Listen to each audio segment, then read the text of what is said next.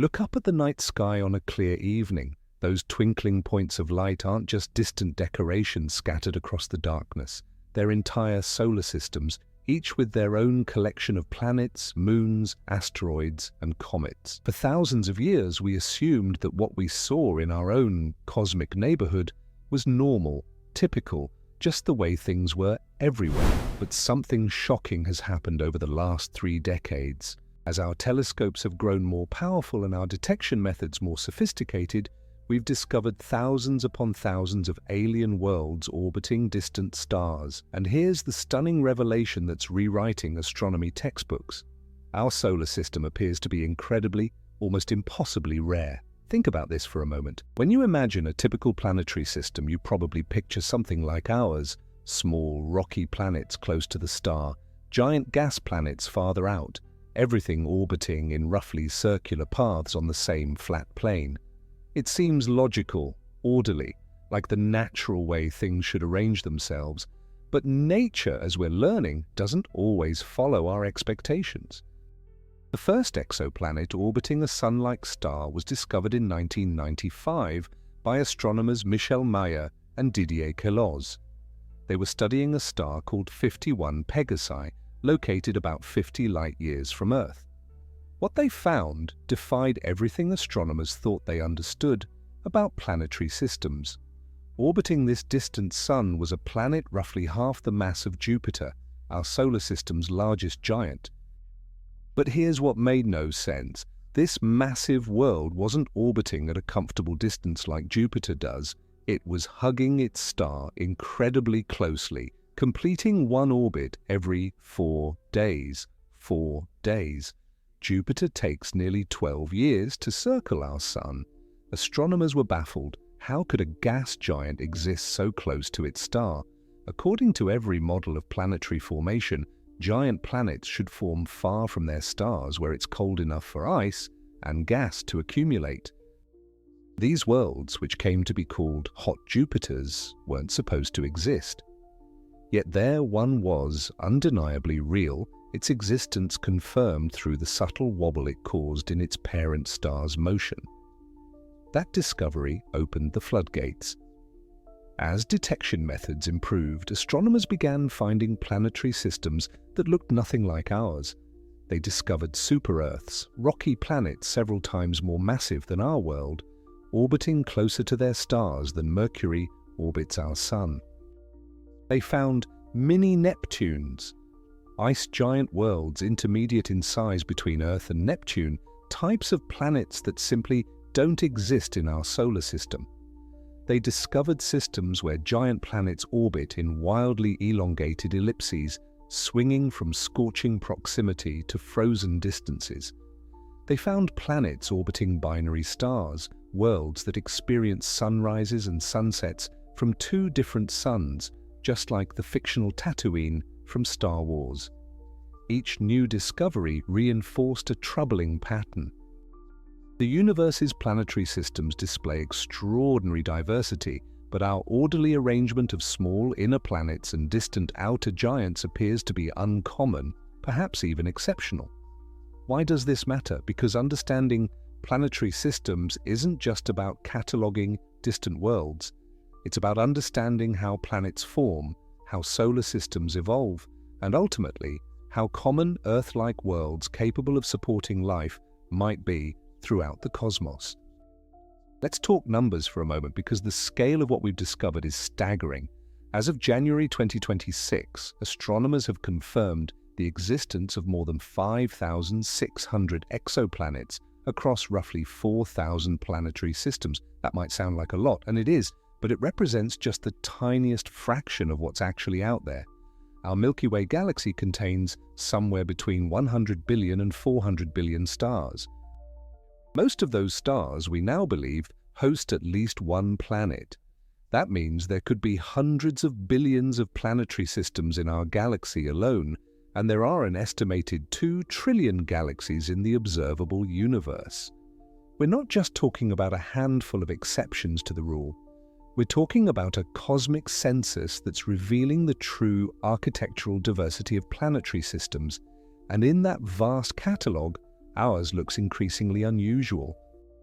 Here's something that might surprise you. Finding planets around other stars is extraordinarily difficult. These worlds don't emit their own light.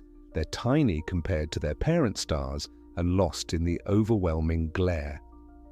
To put this in perspective, imagine standing next to a lighthouse and trying to spot a firefly hovering right beside the beacon. That firefly is 1,000,000 times dimmer than the lighthouse beam, and you're trying to see it from hundreds of miles away. That's roughly the challenge astronomers face when searching for exoplanets. So how do we detect them? The most successful method is called the transit method. When a planet passes directly between its star and Earth, it blocks a tiny fraction of the star's light, causing a brief, subtle dimming. By continuously monitoring thousands of stars and watching for these periodic dips in brightness, telescopes like NASA's Kepler Space Telescope and its successor, TESS, have revolutionized our understanding of planetary systems. Kepler alone, during its mission from 2009 to 2018, discovered over 2,700 confirmed exoplanets. But here's the crucial limitation: the transit method has a built-in bias. It's most sensitive to large planets orbiting close to their stars. A giant planet passing in front of a star blocks more light and does so more frequently if it's in a tight orbit. This means we've been discovering systems that look dramatically different from ours, not necessarily because they're more common, but because they're easier to detect. Imagine trying to understand what cars are like by only looking at the ones parked directly in front of your house. You'd get a skewed sample based on who happens to live on your street, not a representative picture of all vehicles. Despite this detection bias, patterns have emerged that tell us something profound. Systems with hot Jupiters, those massive planets orbiting dangerously close to their stars, appear in about 1% of Sun-like stars. That doesn't sound like much until you realize that's millions upon millions of systems in our galaxy alone. Systems with super-Earths and mini-Neptunes orbiting closer than Mercury's distance are remarkably common, perhaps appearing around 30 to 50% of stars surveyed. If you're finding value in this deep dive into cosmic mysteries, hit that subscribe button and give this video a thumbs up. It helps more people discover these mind-expanding ideas, and it motivates me to keep bringing you the latest discoveries from the frontiers of space science.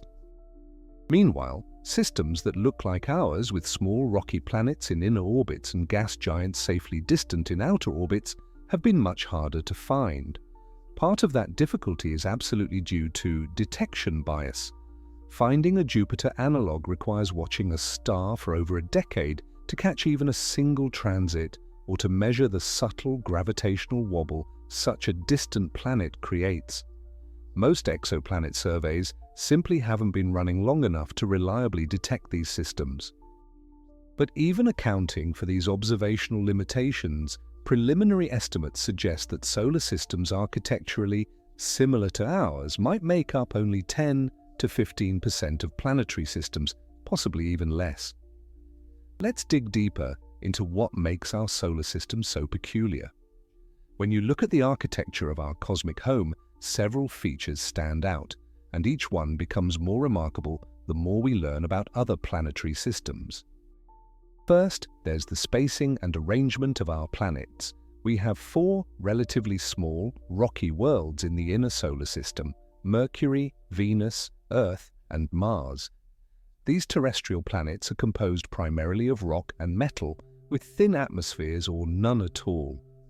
Then there's a significant gap, the asteroid belt, followed by 4 gas and ice giants in the outer regions: Jupiter, Saturn, Uranus, and Neptune. This orderly segregation between rocky inner worlds and gaseous outer giants isn't random. It reflects the temperature gradient that existed in the early solar nebula, the disk of gas and dust from which our solar system formed. Close to the young sun, it was too hot for volatile compounds like water, methane, and ammonia to condense into ice. Only materials with high melting points, such as metals and silicate rocks, could solidify. Farther out, beyond what astronomers call the frost line, temperatures dropped low enough for ice to form. This allowed the outer planets to accumulate massive amounts of material, growing into the giants we see today. This makes perfect sense theoretically. It's elegant. It's what we expected to find everywhere, but that's not what we've discovered. Instead, we've found systems where massive planets orbit closer to their stars than Mercury orbits our Sun.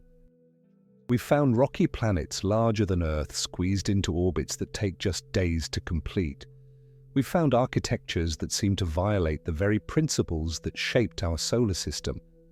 How is this possible?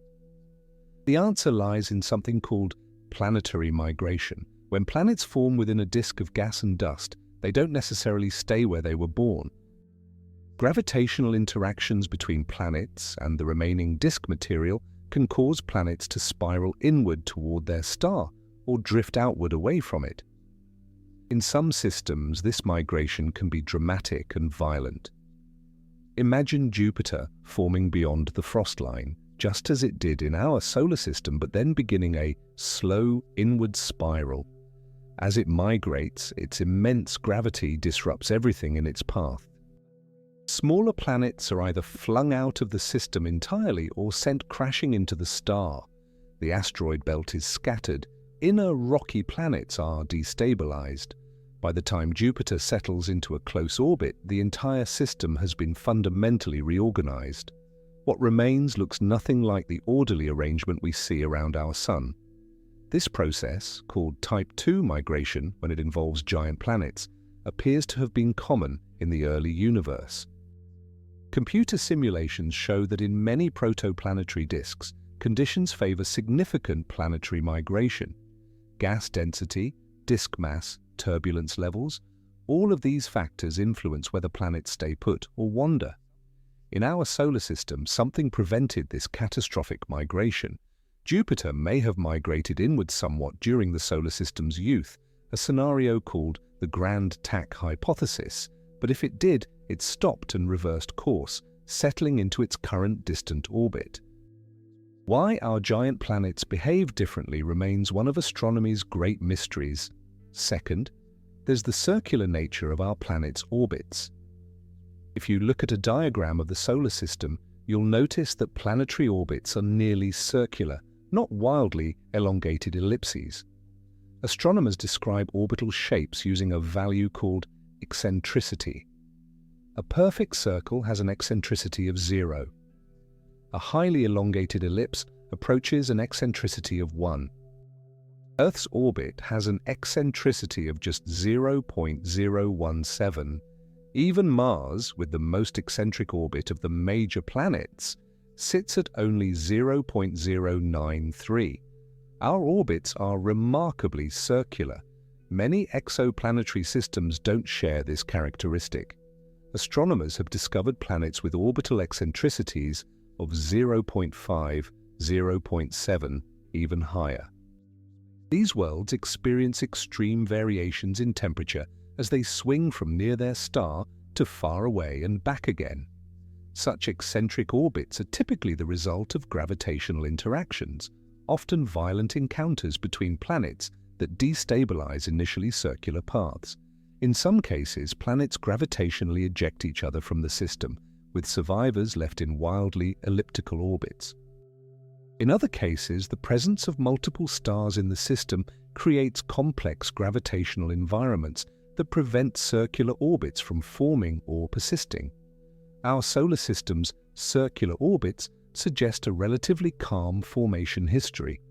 There were likely some chaotic events early on, periods when gravitational interactions reshuffled planetary positions, but nothing so violent as to leave lasting scars in the form of highly eccentric orbits. This calmness, this gravitational tranquility, appears to be uncommon. Third, our planets all orbit in roughly the same plane, called the ecliptic. If you could view the solar system from above, all 8 planets would appear to circle the Sun along nearly the same flat disk, with orbital inclinations differing by only a few degrees. This coplanarity is a direct consequence of forming from a flat, rotating disk of material. As the disk collapsed under gravity and spun faster, conservation of angular momentum flattened it into a pancake shape. Planets forming within this disk naturally inherited its orientation. Yet we've discovered systems where planets orbit at wildly different inclinations, sometimes even in retrograde orbits, moving opposite to their star's rotation. These misaligned systems tell stories of dramatic past events, close encounters with passing stars that tilted the entire planetary disk, massive planets migrating inward and gravitationally scattering everything around them, or binary companion stars whose gravity torqued the system out of alignment. Our solar system's persistent coplanarity suggests it avoided such catastrophes. Fourth, and perhaps most importantly, there's the presence and position of Jupiter. Our largest planet plays an absolutely critical role in shaping the solar system's structure and protecting the inner planets.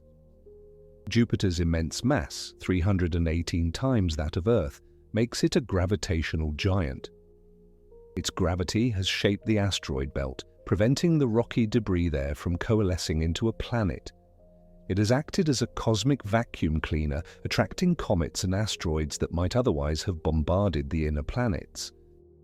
Some scientists argue that without Jupiter's protective influence, Earth would have experienced far more frequent and devastating impacts, making the emergence and survival of complex life much less likely. But Jupiter's position is equally important. At 5.2 astronomical units from the Sun, 1 astronomical unit being Earth's distance from the Sun, Jupiter orbits beyond the frost line. This location allowed it to grow massive by accumulating both rock and ice, then capturing a thick atmosphere of hydrogen and helium. Had Jupiter formed closer or migrated inward like hot Jupiters in other systems, the inner solar system would look completely different. Earth might not exist. If it did exist, it would likely be a very different world. Recent surveys suggest that Jupiter analogues, gas giants orbiting at similar distances from Sun-like stars, are relatively uncommon, appearing around perhaps 5 to 10% of stars. Finding a system with both a Jupiter analogue and terrestrial planets in stable inner orbits is even rarer. We're beginning to realize that the presence of a distant giant planet in just the right location might be a key ingredient for systems capable of hosting habitable worlds.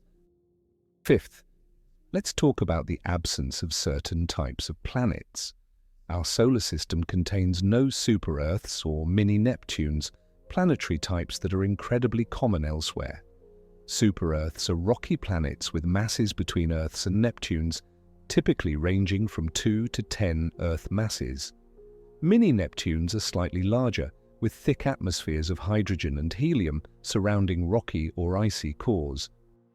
These intermediate-sized worlds appear to be the most common type of planet in the galaxy, yet our solar system completely lacks them. Why? Astronomers don't have a definitive answer, but several theories exist. One possibility involves the timing and location of Jupiter's formation. If Jupiter formed quickly and grew massive early in the solar system's history, its gravity might have prevented material in certain regions from accumulating into larger planets. Another theory suggests that the specific composition and density of our protoplanetary disk simply didn't favor forming planets in this mass range. Whatever the reason, the absence of these common planetary types makes our solar system unusual. There's also the question of planetary diversity within a system. Many exoplanetary systems we've studied show what astronomers call the peas in a pod pattern. Planets within the same system tend to have similar sizes and regular spacing, like evenly spaced peas lined up in a pod. Our solar system doesn't fit this pattern at all. We have tiny Mercury, medium-sized Venus and Earth, small Mars, giant Jupiter, slightly smaller Saturn, and intermediate ice giants Uranus and Neptune. The sizes vary wildly and the spacing is irregular. This diversity suggests a formation history with multiple distinct phases and processes, rather than a single, uniform mechanism producing similar planets. Recent studies using data from the Kepler Space Telescope have shown that this peas in a pod architecture might actually be the norm. Systems with regularly spaced, similarly sized planets appear frequently in the data. Our irregular, diverse arrangement stands out as atypical. Now let's address something crucial. When we say our solar system appears rare, we need to be careful about drawing premature conclusions. Science is about evidence, not assumptions, and the evidence we have is still incomplete. The exoplanet surveys conducted so far have been revolutionary, but they've barely scratched the surface of what's out there. Consider the observational biases we discussed earlier. The transit method favors detecting large planets in close orbits. The radial velocity method, which measures the wobble a planet induces in its star, also favors massive planets, especially those orbiting nearby.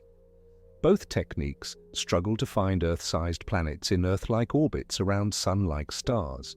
Such planets produce tiny signals that require years of extremely precise observations to detect. Most exoplanet surveys simply haven't been running long enough, or with sufficient precision, to reliably find true Earth analogues. This means our current catalogue of exoplanets is heavily skewed towards systems that are easy to detect, not necessarily systems that are common. It's like surveying trees by only looking at the tallest ones. You'd conclude that forests are full of giants while missing the vast majority of smaller trees. When we account for these detection biases using statistical techniques, the picture shifts somewhat. Solar system-like architectures might be more common than the raw detection numbers suggest. However, even with these corrections, preliminary estimates indicate that our configuration remains uncommon. Multiple independent studies using different methods and datasets have reached similar conclusions. Systems with small, rocky planets near their star, a gap, and then gas giants far out with everything in circular, coplanar orbits, appear to represent a minority of planetary systems, perhaps 10 to 20%, possibly less. We're not utterly unique, but we're certainly not typical. There's another factor to consider: stellar environment. Our Sun is a solitary star unaccompanied by a companion star or stellar remnant. This isn't the norm in our galaxy. Approximately half of all Sun-like stars exist in binary or multiple star systems, orbiting alongside one or more stellar companions. These binary environments create complex gravitational dynamics that profoundly influence planetary system formation and evolution. In a binary system, planets can orbit one star in a tight configuration, unaffected by the distant companion, or they can orbit both stars in a circumbinary orbit, like the planets around Tatooine in Star Wars. But the gravitational influence of two stars makes planetary formation more challenging.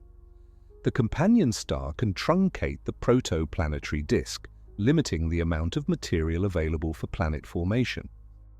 It can destabilize planetary orbits, ejecting worlds from the system or sending them on eccentric paths.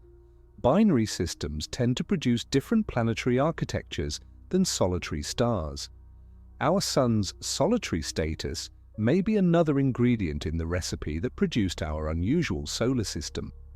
By forming alone, without a companion star's disruptive gravity, the solar nebula could extend farther, contain more material, and evolve more calmly, allowing the orderly arrangement we observe today.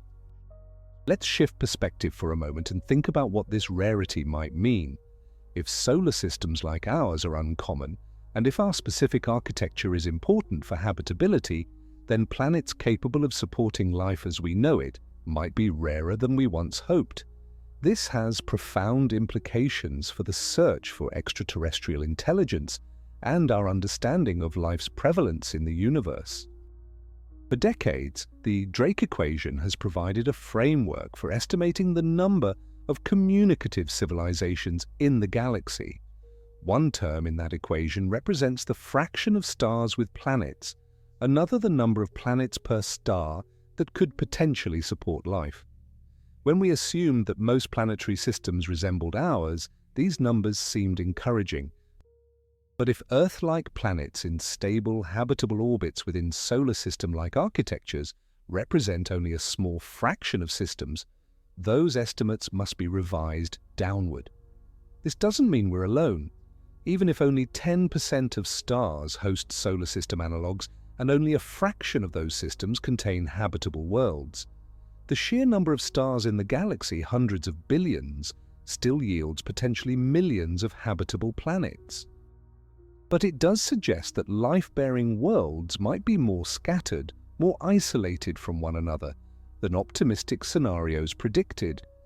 The distances between civilizations could be so vast that contact becomes improbable, not because intelligent life is rare, but because the universe is so unimaginably large and hospitable environments so widely spaced. Conversely, discovering that our solar system is rare could make the existence of life on Earth seem even more precious and improbable, a cosmic fluke resulting from a specific sequence of events that rarely occurs.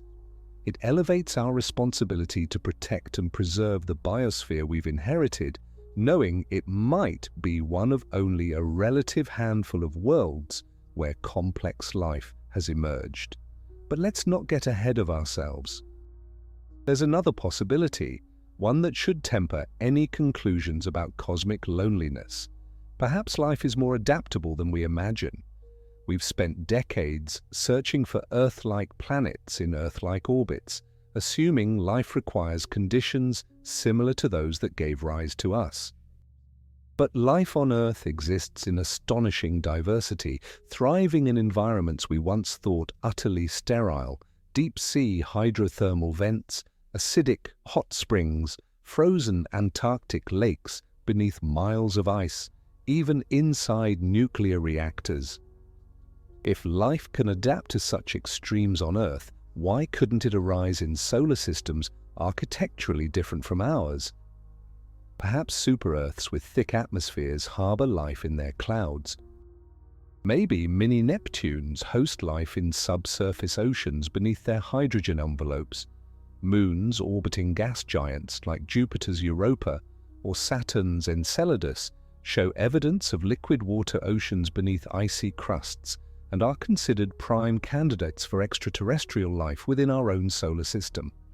The rarity of solar system architectures like ours might be irrelevant to the question of life's prevalence if life doesn't require our specific arrangement. This is the tension at the heart of astrobiology. We're searching for what we know because it's all we have to go on, but the universe might be full of living worlds that look nothing like Earth, thriving in environments we haven't yet imagined. Let's talk about some specific exoplanetary systems that highlight just how different other architectures can be. Take the TRAPPIST-1 system, located about 40 light-years from Earth. This system orbits an ultra-cool red dwarf star, much smaller and cooler than our Sun. Around this tiny star orbit 7 Earth-sized planets, all packed into a region smaller than Mercury's orbit around our Sun. If you stood on one of these worlds, the other planets would appear as large or larger than our Moon appears from Earth. The entire system is compact, tightly packed, nothing like our spacious arrangement.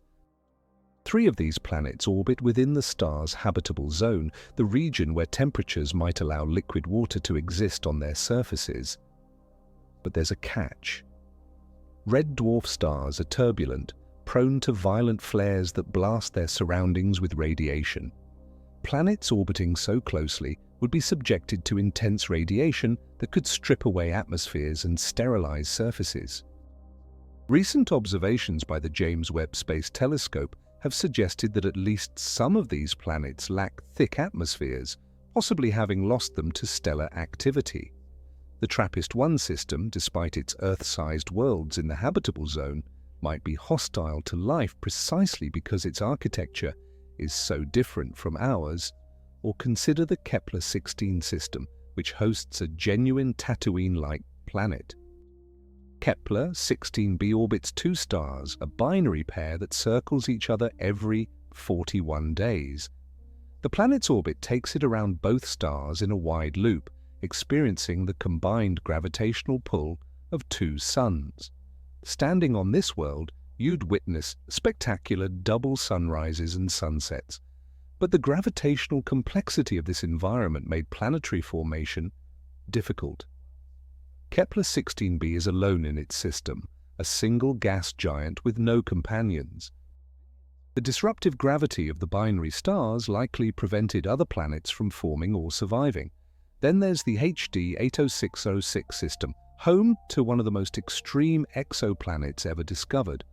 HD 80606b is a gas giant roughly 4 times Jupiter's mass, but its orbit is wildly eccentric, with an eccentricity of 0.93. This planet spends most of its time far from its star in frigid conditions, then swings inward on a dramatic plunge that brings it skimming close to the stellar surface. During this close approach, which lasts only a few hours, the planet's temperature skyrockets from around 400 degrees Celsius to over 1200 degrees Celsius. Then it retreats back into the cold. This isn't a stable, predictable environment like Earth's. It's a world of violent extremes, a testament to the chaotic gravitational history that shaped its orbit. What could cause such an eccentric orbit? Astronomers believe HD 80606b was likely involved in a gravitational interaction with another massive planet early in the system's history. The two giants engaged in a sort of planetary duel, with one ultimately being ejected from the system entirely, while the other was left behind in this bizarre, elongated orbit. Over millions of years, tidal forces from the star will gradually circularize the orbit, but for now, this planet endures conditions unlike anything in our solar system. These examples illustrate a crucial point. Planetary systems are not static, unchanging arrangements. They're dynamic, evolving structures shaped by gravitational interactions, stellar activity, and cosmic accidents. Our solar system's current configuration represents billions of years of evolution, and it too has a violent past hidden beneath its current tranquility. Let's journey back 4.5 billion years to the solar system's birth. Our story begins with a giant molecular cloud, a vast region of gas and dust floating in interstellar space. These clouds are stellar nurseries, regions where new stars and planetary systems form. Something triggered a portion of this cloud to collapse, perhaps the shock wave from a nearby supernova explosion or the gravitational influence of a passing star. As the cloud contracted under its own gravity, it began to spin faster, conservation of angular momentum at work, and flattened into a rotating disk. At the center of this disk, material accumulated, growing denser and hotter until nuclear fusion ignited. Our sun was born. Surrounding it, the protoplanetary disk contained all the raw materials that would become the planets, moons, asteroids, and comets. This disk wasn't smooth or uniform. Turbulence created eddies and currents. Temperature gradients separated materials by their condensation points. Tiny dust grains collided and stuck together through static electricity and gentle collisions, gradually growing into pebbles, then boulders, then kilometer-sized planetesimals. In the inner solar system, where temperatures were high, only rocky and metallic materials could condense. These planetesimals collided and merged, building up the cores of the terrestrial planets. The process was violent.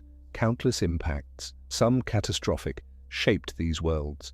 Earth itself was struck by a Mars-sized object called Theia, roughly 4.5 billion years ago. This collision was so violent that it vaporized much of Earth's crust and ejected a massive amount of debris into orbit. That debris coalesced to form our moon. This wasn't gentle planetary assembly, it was cosmic demolition derby. Beyond the frost line, conditions were different. Ice could form, vastly increasing the amount of solid material available. The cores of Jupiter and Saturn grew rapidly, accumulating enough mass to gravitationally capture hydrogen and helium from the surrounding nebula, swelling into gas giants. Uranus and Neptune formed farther out, in a region where the disk was less dense. They grew more slowly and never captured as much gas, remaining ice giants rather than true gas giants. But the story doesn't end there. Something dramatic happened after the planets formed. Computer simulations of the early solar system, particularly a model called the Nice model, named after the French city where it was developed, suggest that the giant planets didn't form in their current positions. Jupiter likely formed closer to the Sun, around where the asteroid belt is now. Saturn, Uranus, and Neptune were also positioned differently. Then, several 100 million years after formation, gravitational interactions between the planets and the remaining disk of planetesimals caused a dramatic reshuffling. Jupiter and Saturn drifted into a gravitational resonance, a specific orbital configuration where their periods of revolution related by a simple ratio, 2:1 in this case. This resonance amplified gravitational interactions, destabilizing the orbits of Uranus and Neptune. The ice giants were flung outward, plowing through the outer disk of icy planetesimals. This event, called the Late Heavy Bombardment, sent swarms of comets and asteroids careening through the inner solar system. The Moon's surface, along with those of Mercury, Mars, and Earth, still bears the scars of this bombardment in the form of ancient impact craters. Eventually, the giant planets settled into more stable orbits, and the solar system achieved the configuration we see today. But it was a close call. Had the timing or magnitude of these gravitational interactions been slightly different, the outcome could have been catastrophic. Jupiter might have migrated inward, becoming a hot Jupiter and destroying the terrestrial planets. The ice giants might have been ejected entirely. Earth might have suffered impacts so severe that it remained a sterile, lifeless ball of rock. This chaotic early history raises a profound question. How much of our current configuration is due to fortunate accidents versus inevitable physical processes? If we could rewind the solar system's formation and let it play out again, would we get the same result or something entirely different? Computer simulations suggest the latter. Running thousands of solar system formation simulations with slightly varying initial conditions produces a stunning diversity of outcomes. Some runs produce systems remarkably like ours, others generate hot Jupiters, compact systems, or architectures with no planets at all in the habitable zone. The sensitivity to initial conditions implies that our solar system's architecture might be, in part, a lucky roll of the cosmic dice. Yet there's also structure and predictability in the process. The laws of physics, gravity, thermodynamics, and orbital mechanics constrain what's possible. Not every configuration is equally likely. Some arrangements are inherently more stable than others. Our solar system's architecture, whatever role chance played, has proven stable for over 4 billion years. That longevity suggests it occupies a favorable niche in the space of possible configurations. Scientists are now using insights from exoplanetary systems to refine models of our own solar system's formation. Every new discovery provides a data point, an example of what can happen under different conditions. By studying systems with hot Jupiters, we learn about the migration processes that our Jupiter might have avoided. By examining compact systems like TRAPPIST-1, we understand the consequences of forming around small stars. By analyzing systems with eccentric orbits, we glimpse the gravitational chaos that our solar system somehow sidestepped or survived. This comparative approach is transforming planetary science. For centuries, we had only one example, our solar system. Theories of planet formation were constructed to explain this single case, with no way to test whether those theories applied universally or merely described our specific circumstances. Now, with thousands of examples, we can test hypotheses, identify universal principles, and recognize which features of our solar system are typical and which are exceptional. One universal principle that's emerged is that planetary systems are messy. The idealized picture of planets forming peacefully from a smooth disk and remaining in their original orbits is clearly wrong. Migration, gravitational scattering, and orbital evolution are normal, not exceptional. Most systems have experienced significant dynamical upheaval. The question isn't whether a system underwent chaos, but how much chaos it endured, and whether it retained a favorable configuration afterward. Another emerging principle is the importance of timing. When planets form, how quickly they grow, and when the gas disk dissipates all critically influence the final architecture. If Jupiter formed early and grew massive quickly, it could halt the inward migration that produces hot Jupiters by opening a gap in the disk and becoming gravitationally anchored. If Saturn formed soon after and avoided resonance with Jupiter during the gas disk phase, the two giants could maintain stable, distant orbits. If the disk dissipated before significant migration occurred, planets would remain close to their formation locations. The sequence and timing of events matter enormously. The metallicity of the protoplanetary disk, the abundance of elements heavier than hydrogen and helium, also plays a crucial role. Higher metallicity provides more solid material for building planetary cores, enabling faster growth.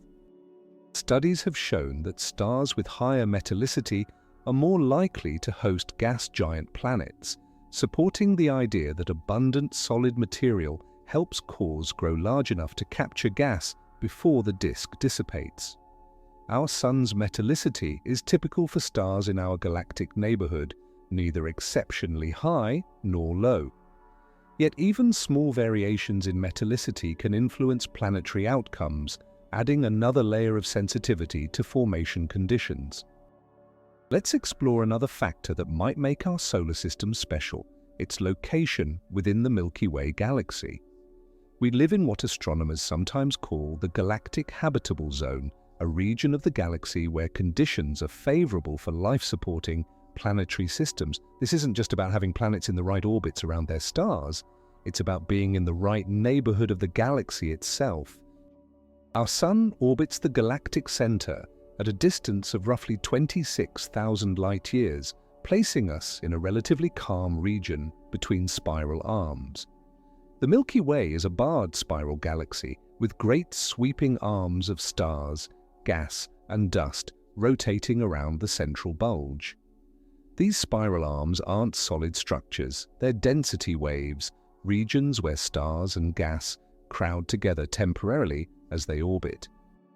When a star passes through a spiral arm, it encounters higher densities of gas, dust, and other stars, increasing the likelihood of disruptive events. Near the galactic center, stars are packed much more densely. Close encounters between stars become common. A passing star can gravitationally perturb a planetary system, flinging planets into chaotic orbits or ejecting them entirely. The galactic core also harbors a supermassive black hole, Sagittarius A star, with a mass of approximately 4 million times that of our Sun. While this black hole doesn't directly threaten distant stars, the region around it is energetically violent, filled with intense radiation and frequent supernova explosions. Supernovae are particularly dangerous. When a massive star exhausts its nuclear fuel and collapses, the resulting explosion releases as much energy in a few weeks as our Sun will emit over its entire 10 billion-year lifetime. The radiation and high-energy particles from a nearby supernova could strip away a planet's atmosphere, sterilize its surface, and disrupt complex chemistry. Near the galactic center, where massive stars are more common and densely packed, supernovae occur frequently. Life trying to gain a foothold on a planet in that region would face repeated catastrophic bombardment. In the outer reaches of the galaxy beyond our Sun's orbit, different problems arise. The metallicity of stars drops significantly. Remember, heavy elements are created in stars and dispersed through space by supernovae and stellar winds. The galaxy's outer regions are chemically poorer, containing less of the carbon, oxygen, silicon, iron, and other elements necessary for building rocky planets and life as we know it. Planets that do form in these metal-poor environments tend to be smaller and less common. Our Sun's position strikes a balance. We're far enough from the galactic center to avoid the chaos of dense stellar populations and frequent supernovae, but not so far out that metallicity becomes limiting. We orbit in a relatively stable region, crossing spiral arms infrequently. This galactic location might be another ingredient in the recipe for a long-lived, stable planetary system capable of nurturing life. But even within this galactic habitable zone, most stars differ from our Sun in ways that influence planetary habitability. The majority of stars in the galaxy are red dwarfs, small cool stars with masses ranging from about 8% to 50% of the Sun's mass. These stars are incredibly common, making up roughly 70% of all stars. They're also extraordinarily long-lived, with lifespans stretching into the trillions of years, far longer than the current age of the universe. Red dwarfs initially seemed like promising candidates for hosting habitable planets. Their longevity provides enormous timescales for life to emerge and evolve. Their small size means their habitable zones, the regions where temperatures permit liquid water, are relatively close in, making planets easier to detect. And indeed, we've found many rocky planets orbiting red dwarfs, including the TRAPPIST-1 system we discussed earlier. However, red dwarfs present serious challenges for habitability. Their habitable zones are so close to the star that planets become tidally locked, with one hemisphere permanently facing the star and the other in eternal darkness. The day side roasts while the night side freezes. Atmospheric circulation might distribute heat somewhat, but the extreme temperature gradients create powerful, perpetual storms. Additionally, red dwarfs are prone to violent stellar flares, sudden bursts of radiation, and charged particles that could erode atmospheres and damage any life on the surface. Recent observations by the James Webb Space Telescope and other instruments have cast doubt on whether rocky planets around red dwarfs can retain thick atmospheres.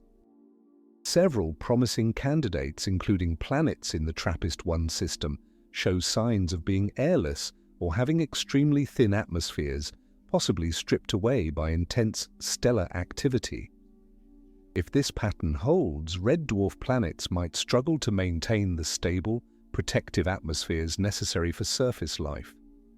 On the other end of the spectrum, massive stars larger and hotter than our Sun also present problems.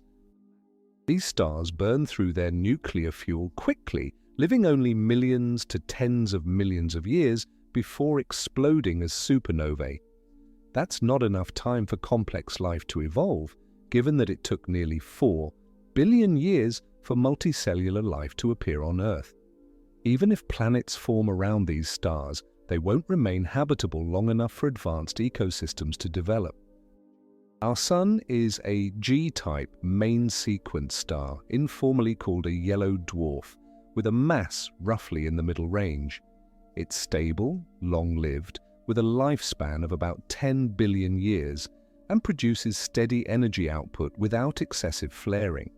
Stars like our Sun make up only about 7 to 8% of all stars in the galaxy.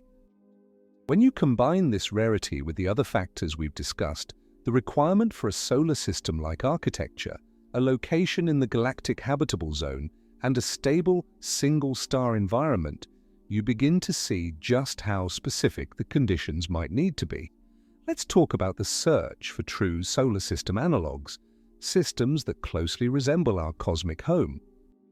Astronomers have identified this as a critical goal because finding such systems would help us understand whether our configuration is genuinely rare or simply underrepresented in current surveys due to observational limitations.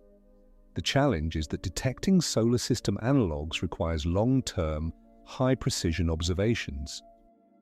To find a Jupiter analog, a gas giant orbiting at roughly 5 astronomical units from a Sun-like star, you need to monitor that star for at least 12 years to catch a single transit or measure a complete orbit through radial velocity. To find an Earth analog, a rocky planet in a 1-year orbit at 1 astronomical unit, you need even more precision because the planet's gravitational influence on the star and the transit depth are both much smaller. Current technology can do this, but it requires dedicated, patient effort. NASA's Kepler Space Telescope, which operated from 2009 to 2018, provided the first large-scale statistical survey of exoplanets. By continuously monitoring over 150,000 stars, Kepler discovered thousands of planets and allowed astronomers to estimate how common different types of planetary systems are.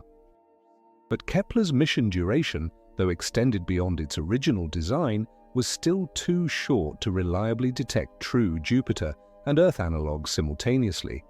The Transiting Exoplanet Survey satellite, TESS, launched in 2018, is surveying a much larger portion of the sky, but typically observes each region for only about a month.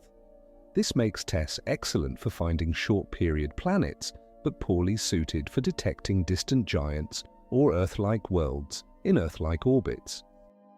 Ground-based surveys using the radial velocity method, which measures stellar wobbles, have been running longer and have detected several Jupiter analogues, but finding the complete architecture, inner terrestrial planets plus outer giants, remains challenging. The European Space Agency's Gaia mission, which is creating a 3-dimensional map of the galaxy by precisely measuring the positions and motions of over 1 billion stars, is providing another avenue for discovery. By tracking subtle shifts in stellar positions caused by orbiting planets, Gaia can detect massive planets, including those in long-period orbits. Data from Gaia, combined with other surveys, is gradually filling in the picture of what truly solar system-like architectures look like and how common they are. Early results suggest that Jupiter analogues are relatively rare. Studies estimate that between 3% and 10% of Sun-like stars host gas giants in orbits similar to Jupiter's. Finding systems with both a Jupiter analog and terrestrial planets in stable inner orbits appears even rarer, though precise statistics remain uncertain due to detection limitations. One particularly exciting development is the next generation of telescopes and instruments specifically designed to find and study Earth-like planets. The European Extremely Large Telescope, currently under construction in Chile, will have a primary mirror 39 meters in diameter, making it the largest optical telescope ever built. With this immense light-gathering power and advanced adaptive optics to correct for atmospheric distortion, it will be capable of directly imaging large exoplanets and potentially characterizing the atmospheres of smaller worlds. NASA's Nancy Grace Roman Space Telescope, scheduled to launch in the late 2020s, will conduct wide-field surveys capable of detecting thousands of exoplanets using gravitational microlensing, a technique that can find planets at a wide range of distances from their stars, including true Earth and Jupiter analogues. The Roman Telescope's statistical census will provide our best understanding yet of how common solar system architectures truly are. Perhaps most ambitingly, the Habitable Worlds Observatory, currently in the planning stages, is being designed specifically to search for signs of life on Earth-like exoplanets. This space telescope would use advanced coronagraphs and star shades to block the overwhelming light from host stars, allowing direct imaging of nearby rocky planets in habitable zones. By analyzing the light reflected from these worlds, astronomers could search for biosignatures, chemical indicators of life such as oxygen, methane, and water vapor in specific combinations that suggest biological processes. These future missions will transform our understanding. Within the next decade or two, we'll have robust statistics on how common solar system analogues are, whether Earth-sized planets in Earth-like orbits are abundant or rare, and potentially even whether any of these worlds show signs of life. The answers will profoundly impact how we view our place in the cosmos. Now let's consider a thought experiment. Imagine an alien astronomer on a planet orbiting a star 50 light-years away, conducting their own exoplanet survey. They point their telescopes toward our Sun and begin searching for planets. What would they find? If they're using the transit method, they'd need to be viewing our solar system nearly edge-on for planets to pass in front of the Sun from their perspective. Assuming they have that favorable alignment, they'd first detect Jupiter. Its large size creates a detectable dimming of the Sun's light, about 1%, lasting nearly 30 hours as it transits. But they'd have to monitor our Sun continuously for over 11 years to see a single transit, and they'd need at least 2, preferably 3, transits to confirm it's a real planet and determine its orbital period. Earth would be far more challenging. Our planet blocks only about 0.0084% of the Sun's light, less than 1/10,000th of the star's brightness. Detecting such a tiny signal requires extraordinary precision and long observation periods. The alien astronomers would need technology at least as sophisticated as our Kepler Space Telescope, and they'd need patience, monitoring our Sun for multiple years to catch Earth transiting multiple times. If they're using the radial velocity method, they'd measure the subtle wobble Earth's gravity induces in the Sun. Earth causes the Sun to move at a velocity of about 9 centimeters per second, roughly human walking speed. Jupiter induces a larger wobble, about 12.5 meters per second. Detecting these wobbles requires spectrographs capable of measuring velocities to within 1 meter per second or better, technology we've only possessed for the last couple of decades. The point is, from an alien perspective 50 light-years away, our solar system would be difficult to characterize fully. They might detect Jupiter relatively easily, and with great effort, they might find Earth. But confirming that we have a solar system-like architecture, with small inner planets, a gap, and distant outer giants, would require decades of careful observation with cutting-edge technology. Our solar system, despite being right here available for detailed study, would appear unremarkable or even hard to detect from afar. This humbling realization reminds us that our exoplanet surveys are still in their infancy, and much of the universe's planetary diversity remains hidden from view. Let's shift our focus to one of the most intriguing aspects of our solar system's potential rarity: the implications for the Fermi paradox. Enrico Fermi, the famous physicist, supposedly asked during a casual lunch conversation in 1950, "Where is everybody?" His question captured a profound puzzle. If the universe is vast and ancient, and if planets are common, why haven't we detected any signs of extraterrestrial civilizations? Why aren't the skies filled with radio signals, megastructures, or visiting spacecraft? Numerous solutions to the Fermi paradox have been proposed. Perhaps intelligent life is extraordinarily rare. Perhaps civilizations inevitably destroy themselves before becoming spacefaring. Perhaps interstellar travel is impractical, and civilizations remain confined to their home systems. Perhaps they're out there but choosing not to contact us, observing quietly or simply uninterested in communication. The rarity of solar system architectures adds another possible explanation, sometimes called the rare Earth hypothesis. This idea, articulated most fully by paleontologist Peter Ward and astronomer Donald Brownlee in their 2000 book Rare Earth, argues that while simple microbial life might be common in the universe, complex multicellular life, and especially intelligent life, requires such a specific set of conditions that it's extraordinarily rare. According to this hypothesis, habitable planets need more than just liquid water and moderate temperatures. They need stable climates over billions of years, protection from excessive asteroid impacts, sufficient but not excessive tectonic activity to recycle nutrients, a large moon to stabilize axial tilt and create tides, a protective magnetic field to shield against radiation, and a favorable galactic location. They need, in short, to be Earth-like, not just in size and temperature, but in almost every detail.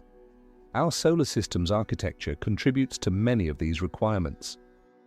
Jupiter's gravity cleared much of the inner solar system of debris during the late heavy bombardment, and continues to deflect comets that might otherwise impact Earth. Our large moon, formed by the Theia impact, stabilizes Earth's axial tilt, preventing wild climate swings. The spacing and circular orbits of our planets create long-term gravitational stability. If solar system-like architectures are rare, and if they're necessary for the emergence of complex life, then the number of inhabited worlds in the galaxy might be much smaller than optimistic estimates suggest. But here's the counter-argument, and it's important. The rare Earth hypothesis might suffer from a bias we call the only one example problem. We know life exists on Earth. We know Earth's conditions. Therefore, we might unconsciously assume that Earth-specific conditions are necessary for all life. This is a logical trap. Just because Earth's conditions were sufficient for life doesn't mean they're necessary. Life on Earth has demonstrated remarkable adaptability. Extremophiles, organisms that thrive in extreme environments, challenge our assumptions about habitability. Microbes live in boiling acidic springs, frozen Antarctic ice, deep underground rock, and crushing pressures at the ocean floor. If life can adapt to such diverse environments on a single planet, why couldn't it adapt to radically different planetary conditions elsewhere? Perhaps planets in compact systems like TRAPPIST-1, despite their challenges, could host life in subsurface oceans protected from stellar radiation. Perhaps super-Earths with thick atmospheres maintain habitable conditions in ways we haven't imagined. Perhaps moons orbiting gas giants, heated by tidal, flexing from their host planet's gravity, provide warm havens for life even in the outer reaches of planetary systems. Europa, Enceladus, and Titan in our own solar system are all considered potential habitats for life, despite being utterly unlike Earth. The truth is, we don't yet know what range of conditions can support life. Our sample size is one. Until we discover life elsewhere, whether in our solar system or beyond, we're essentially guessing, extrapolating from a single data point. The discovery of even simple microbial life on Mars or in Europa's ocean would revolutionize our understanding, proving that life can arise in multiple environments and suggesting it might be more common than the rare Earth hypothesis predicts. There's another aspect of our solar system's formation that deserves attention, something that connects us directly to the broader cosmic story, the origin of the elements that make up our world and our bodies. When you look at your hand, you're looking at stardust. This isn't poetic metaphor, it's literal fact. The carbon in your cells, the calcium in your bones, the iron in your blood, all of these elements were forged in the nuclear furnaces of ancient stars that died before our solar system even existed. The universe began 13.8 billion years ago with the Big Bang, emerging as an unimaginably hot, dense state that rapidly expanded and cooled. In those first few minutes, the universe's simplest elements formed through nuclear fusion: hydrogen, helium, and trace amounts of lithium. That was it. No carbon, no oxygen, no silicon, iron, or any of the heavier elements necessary for rocky planets and life. The early universe was chemically simple, composed almost entirely of the two lightest elements. Stars changed everything. When the first generation of stars formed from primordial hydrogen and helium clouds, they ignited nuclear fusion in their cores, smashing hydrogen atoms together to create helium, releasing tremendous energy in the process. In more massive stars, fusion didn't stop there. As hydrogen in the core was exhausted, the core contracted and heated, eventually reaching temperatures where helium could fuse into carbon.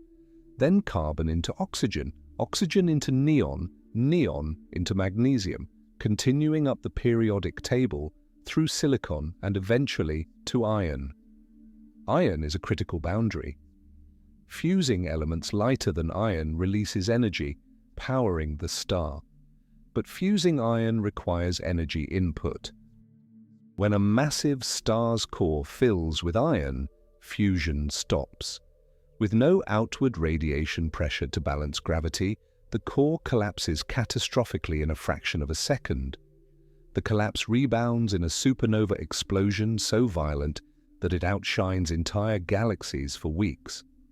In the extreme conditions of this explosion, elements heavier than iron, including gold, platinum, and uranium, are synthesized and blasted into space.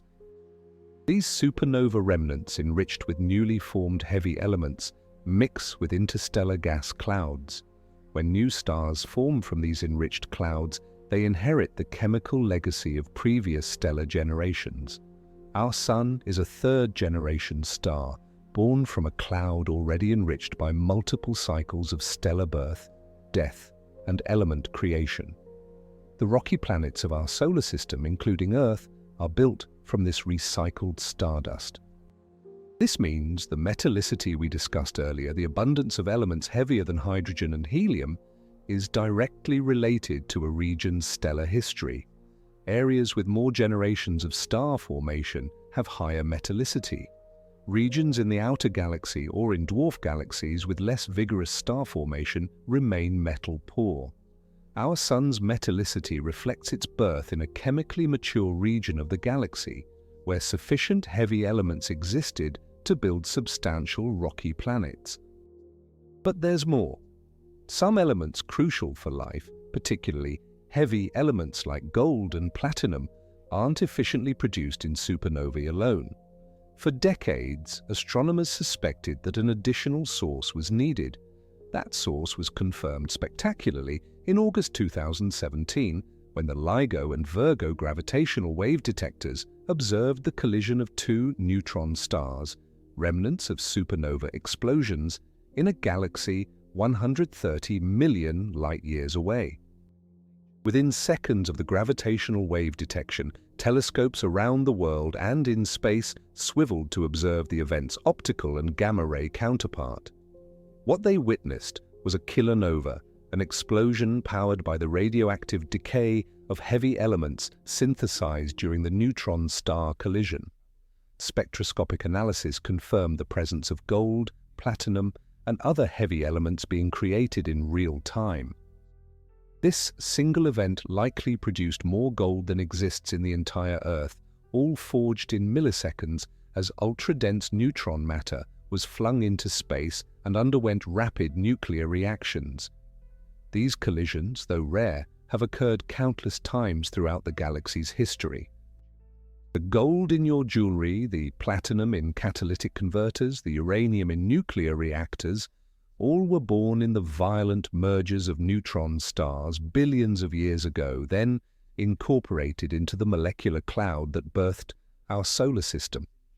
You are not just made of stardust, you're made of the remnants of cosmic cataclysms, carrying within you the legacy of events that shook space-time itself. This cosmic recycling process connects us to the universe's deep history. Every atom in your body, except for hydrogen, has been through at least one stellar cycle. Some atoms might have been part of previous planets that were destroyed when their stars died. Some might have drifted through interstellar space for billions of years before finding their way into our solar nebula. We are, quite literally, the universe becoming aware of itself, stardust contemplating its origins. Understanding this chemical heritage also helps explain why solar systems like ours might be rarer around older, metal-poor stars. The first generation of stars formed from pure hydrogen and helium. When they died, they enriched their surroundings somewhat, but not enough for substantial rocky planets. The second generation had better conditions, but still lower metallicity than later generations. Our Sun, Born relatively recently in cosmic terms, about 4.6 billion years ago in a galaxy already 9 billion years old, inherited abundant heavy elements from generations of previous stars. This suggests that habitable solar systems might have become more common over time as the galaxy's metallicity increased. Early in the galaxy's history, even if planetary systems formed, they might have been predominantly gaseous, lacking the rocky worlds necessary for life as we know it. As more stellar generations lived and died, conditions became increasingly favorable for Earth-like planets. We might be living at a special time in galactic history when habitable planets are relatively abundant, a time that wasn't possible billions of years earlier. Let's return to the question we started with. Are we living in the rarest solar system in the entire universe? The answer, based on current evidence, is nuanced. We're certainly not the rarest in an absolute sense. Our solar system isn't unique. There are likely millions, possibly billions of similar systems in our galaxy alone, but we do appear to be uncommon, representing perhaps 10 to 20% of planetary systems, possibly less. Several factors contribute to this rarity. Our solar system's architecture, with small inner planets, a gap, and distant outer giants in circular, coplanar orbits, appears less common than compact systems, systems with hot Jupiters, or systems with abundant super-Earths and mini-Neptunes. Our Sun's solitary status, its comfortable position in the galactic habitable zone, and its favorable metallicity all add layers of specificity. The presence of Jupiter in just the right location, large enough to protect the inner system but distant enough not to disrupt it, appears to be another uncommon feature. When you multiply these factors together, the fraction of planetary systems that closely resemble ours shrinks considerably. This doesn't make us utterly unique, but it does suggest that walking into a random planetary system elsewhere in the galaxy, you'd be unlikely to find an arrangement like ours. Yet this rarity might be exactly what makes our solar system so precious and worth studying. If our configuration is indeed favorable for habitability, for creating stable, long-lived environments where complex life can emerge and evolve over billions of years, then understanding what makes our solar system special helps us know where to look for life elsewhere. It provides a template, a set of characteristics to search for when targeting systems most likely to host habitable worlds. This is why missions like the Nancy Grace Roman Space Telescope and the proposed Habitable Worlds Observatory are so important. They're not just looking for any planets, they're looking for solar system analogues for Earth-like worlds in Earth-like orbits around Sun-like stars with gas giants in the outer system providing stability. These are the systems where our best understanding of planetary science and astrobiology suggests complex life is most likely. But we must remain humble and open-minded. Science advances by challenging assumptions and revising models. When new evidence emerges, it's entirely possible that future discoveries will reveal Earth-like worlds in abundance, thriving around red dwarfs, in compact systems, even around binary stars. Life might prove far more adaptable and widespread than current theories suggest. Or we might discover that solar system analogues are even rarer than we think, making Earth not just uncommon, but genuinely exceptional. The search for life beyond Earth has entered an unprecedented era.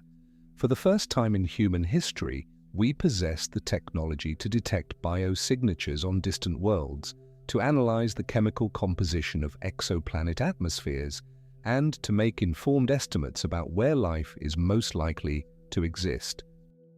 This capability transforms astrobiology from philosophical speculation into empirical science. The James Webb Space Telescope, which began operations in 2022, represents a quantum leap in our ability to study exoplanet atmospheres. Using spectroscopy, a technique that analyzes how light passes through or reflects from a planet's atmosphere, Webb can identify specific molecules based on their unique absorption patterns. Water vapor, carbon dioxide, methane, oxygen, and other gases each leave distinctive fingerprints in the spectrum. Webb has already begun characterizing the atmospheres of numerous exoplanets, focusing initially on hot Jupiters and warm Neptune-sized worlds because their large sizes and close orbits make them easier targets. But the telescope is also observing smaller, rocky planets, including several in the TRAPPIST-1 system. Early results suggest that some of these planets may lack thick atmospheres, potentially stripped away by the intense radiation from their red dwarf host star. But the observations continue, building a database of atmospheric compositions across diverse planetary types.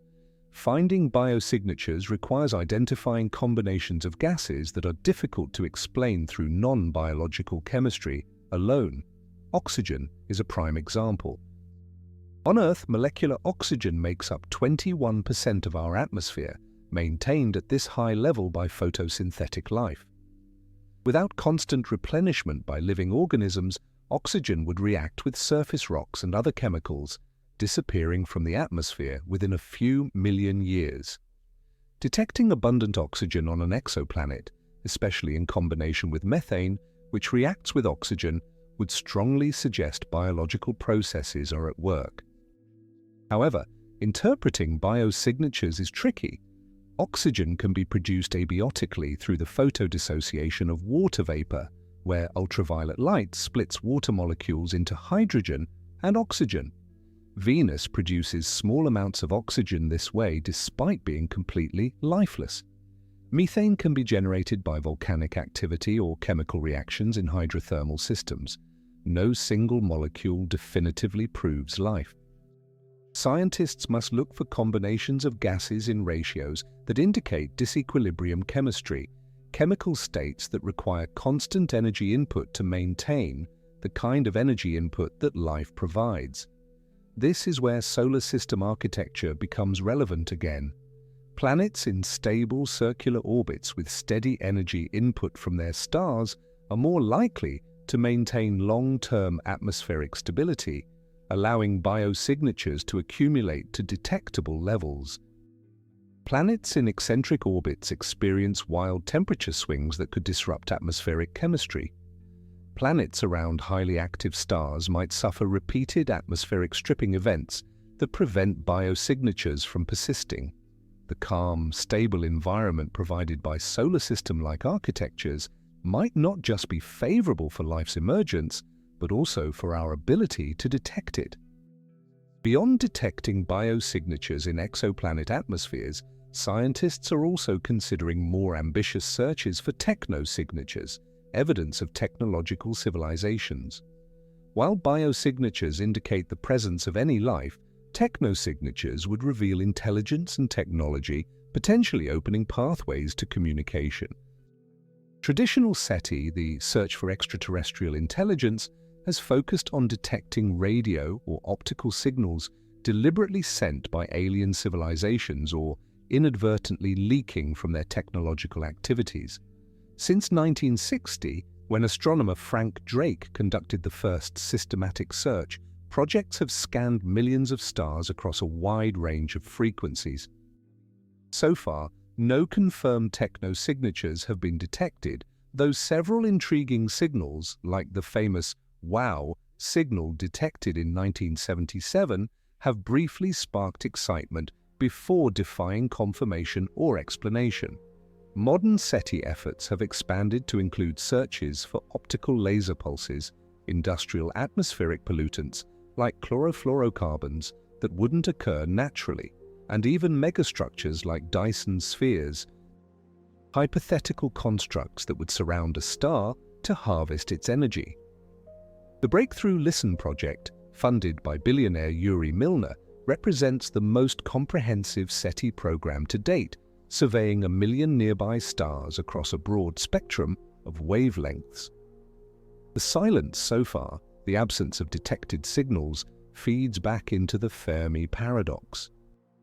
If solar system-like architectures are rare, and if such architectures are necessary for complex life and technological civilizations, then perhaps the galaxy hosts far fewer civilizations than optimistic scenarios predicted. The distances between technological species might be so vast that communication becomes impractical. We might be shouting into a cosmos that contains other voices, but they're so far away and so sparsely distributed that our messages will take thousands or millions of years to reach them.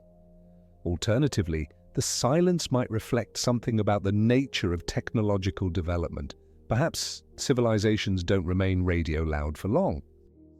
Earth has been transmitting detectable radio signals into space for only about 100 years, and already our communications are becoming more efficient, using lower power and more targeted beams that don't leak into space as much. Within another century, Earth might become radio quiet to distant observers, detectable only through deliberate, directed signals. If this trajectory is typical, the window during which civilizations are accidentally detectable might be brief, making the odds of overlapping with another civilization's broadcast phase vanishingly small. Or perhaps the answer is more sobering. Perhaps the universe is filled with the ruins of civilizations that destroyed themselves shortly after achieving technological capability, victims of nuclear war, environmental collapse, runaway artificial intelligence, or other existential threats. The fact that we haven't detected anyone might be a warning, a suggestion that the path from technological adolescence to mature spacefaring civilization is narrow and difficult to navigate. These possibilities underscore the importance of the choices we make as a species. If technological civilizations are rare, whether due to rare planetary conditions or due to self-inflicted extinctions, then our survival becomes cosmically significant. We might be among the very few windows through which the universe can observe and understand itself. The responsibility that comes with this realization is profound. Let's consider one more aspect of our solar system's potential rarity: its age. At 4.6 billion years old, our solar system is relatively young compared to the universe's age of 13.8 billion years, but it's older than the majority of planetary systems in the galaxy. The Milky Way's star formation history shows that the peak of star formation occurred about 10 billion years ago. Since then, the rate of new star formation has declined. This means most stars, and therefore most planetary systems, are older than ours. Why does this matter? Because the development of complex life on Earth took an extraordinarily long time. Simple, single-celled organisms appeared relatively quickly, within a few 100 million years after Earth cooled enough to support liquid water. But complex, multicellular life didn't emerge until about 600 million years ago, nearly 4 billion years after Earth formed. Intelligent, technological life appeared only within the last few 100,000 years. If this timeline is typical, then younger planetary systems might not have had enough time for complex life to evolve. Conversely, much older systems might have hosted civilizations that arose and fell billions of years ago, leaving no trace we could currently detect. We might exist in a temporal window where civilizations are relatively uncommon because younger systems haven't matured yet, and older systems have already passed through their biological phase. This temporal consideration introduces another layer to the question of our solar system's rarity. Not only must we consider the spatial distribution of habitable systems across the galaxy, but also their temporal distribution across cosmic history. When we ask, are we living in the rarest solar system, we must specify rare compared to what exists now, or rare across all of galactic history. If we're asking about the present moment, our solar system might be relatively uncommon, but not extraordinarily so. As we've discussed, perhaps 10 to 20% of current planetary systems share our general architecture. But if we're asking across all time, including systems that formed billions of years ago and those that will form billions of years from now, the answer becomes more complex. Early in the galaxy's history, metallicity was lower, making Earth-like rocky planets rarer. The violent environment of the young galaxy, with more frequent supernovae and stellar encounters, would have made stable, long-lived planetary systems harder to maintain. As the galaxy matured, conditions became more favorable. Metal abundance increased. The chaotic early period settled into calmer dynamics. Systems like ours became increasingly possible. In the far future, the situation will change again. The galaxy's star formation will continue declining as available gas is consumed. Eventually, billions of years from now, new star formation will nearly cease. The stars that do form will be predominantly small red dwarfs which form from less material and live extraordinarily long lives. The population of Sun-like stars will gradually decline as existing ones age and die without being replaced in equal numbers.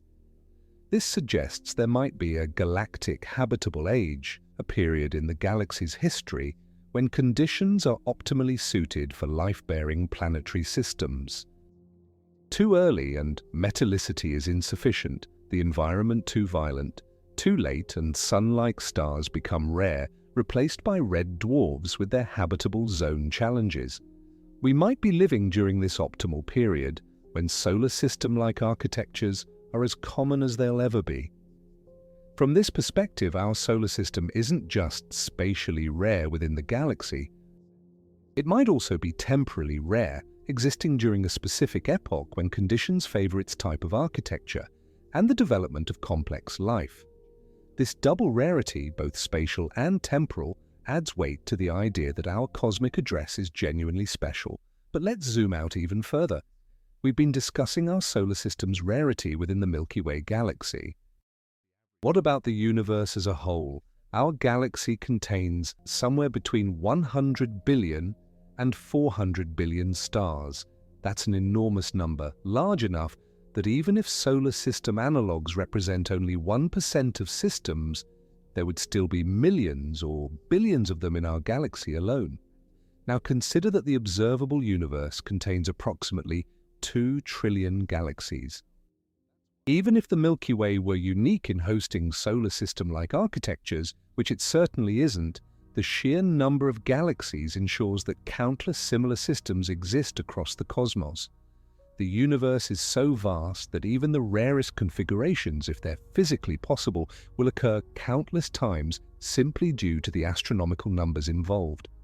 This is where probability and scale collide in mind-bending ways. Yes, our solar system-specific architecture appears uncommon within our galactic neighborhood, but multiply those small percentages by trillions of galaxies, each containing billions of stars, and suddenly even the rarest events become commonplace on cosmic scales. To put this in perspective, let's do some rough calculations. Assume solar system analogues with Earth-like planets in stable orbits represent 1% of all planetary systems. That's a conservative estimate based on current observations. Our galaxy contains perhaps 200 billion stars.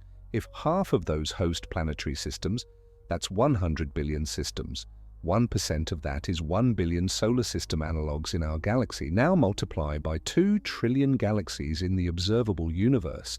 You get 2 quintillion solar system analogues, or 2 billion similar systems. Even if intelligent technological life arises on only 1 in a million of those Earth-like worlds, you'd still have 2 trillion civilizations across the observable universe. These numbers are so large they become almost meaningless to human intuition. But they illustrate an important point. The universe's scale is so vast that rarity at local scales doesn't translate to uniqueness at cosmic scales. Our solar system might be uncommon in our stellar neighborhood, but configurations like ours almost certainly exist in staggering abundance across the universe as a whole. However, and this is crucial, the observable universe represents only the portion of space close enough that light has had time to reach us since the Big Bang. The universe beyond our observable horizon, the regions too far away for their light to have reached us yet, might be infinite. If the universe is truly infinite, then every possible configuration, no matter how rare, occurs infinitely many times. There would be infinite solar systems identical to ours, infinite Earths, infinite versions of you reading these words. This is where cosmology meets philosophy in profoundly strange ways. If the universe is infinite and contains all possible configurations, then uniqueness becomes meaningless. Everything that can exist does exist infinitely many times. Our solar system would be simultaneously rare in our local region and infinitely replicated across the cosmos. But let's return to more answerable questions. Within the framework of what we can observe and study, our solar system's architecture appears uncommon but not unique. The factors that make it special, its orderly arrangement, circular orbits, distant gas giants, solitary sun-like star, favorable galactic location, are individually and collectively present in only a minority of systems we've discovered so far. This rarity has profound implications for how we approach the search for life and our understanding of our cosmic significance. If habitable worlds truly require solar system-like conditions, then life-bearing planets are more scattered and isolated than we might have hoped. The universe might be filled with life, but that life might be so widely dispersed that contact between civilizations is extraordinarily improbable. Alternatively, if life proves adaptable enough to thrive in a wider range of environments, in compact systems, around red dwarfs, on super-Earths, and in subsurface oceans, then our solar system's rarity becomes less relevant to the question of life's prevalence.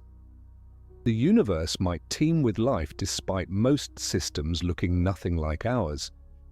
We stand at a pivotal moment in human history. For the first time, we're not just speculating about other worlds. We're detecting them, studying them, and within the next few decades, we'll likely be able to determine whether some of them host life. The data we gather will transform our understanding of our place in the cosmos. If we discover biosignatures on multiple worlds in diverse environments, it will suggest life is common and adaptable, arising wherever conditions permit. Our solar system's architecture, while perhaps unusual, won't be necessary for habitability. If we search extensively and find nothing, or find life only in solar system analogues, it will suggest the rare Earth hypothesis has merit, and our cosmic home is indeed special. Either outcome has philosophical weight. Finding abundant life would connect us to a living cosmos, suggesting the universe is inherently fertile, producing life wherever possible. Finding ourselves alone or nearly so would make our existence seem more precious, a rare spark of consciousness in a vast, mostly lifeless void. But have you ever wondered how long it would actually take to leave our solar system? Check the video at the left side of the screen to discover the mind-blowing truth about where our solar system really ends. From the heliopause boundary at 11 billion miles where Voyager entered interstellar space in 2012, to the mysterious Oort cloud that extends nearly 2 light-years from the Sun. See you there.